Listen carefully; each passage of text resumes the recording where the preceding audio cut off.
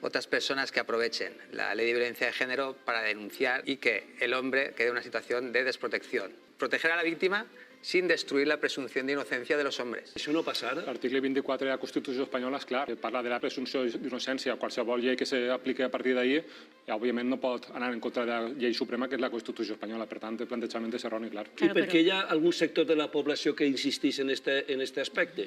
Pues és una bona pregunta. Jo crec que n'hi ha molt d'argumentari polític darrere, n'hi ha també una gran, diguem, ideologia política darrere que intenta d'alguna manera desacreditar el moviment feminista. Per què? Perquè el moviment feminista està transformant la societat. Javier, per què fas així en el cap que... El porcentaje es una estadística política.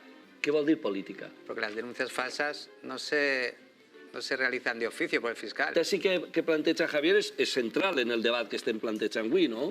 Però fixeu-vos que ja estem parlant més temps de 0,084% dels casos que del 99% restant.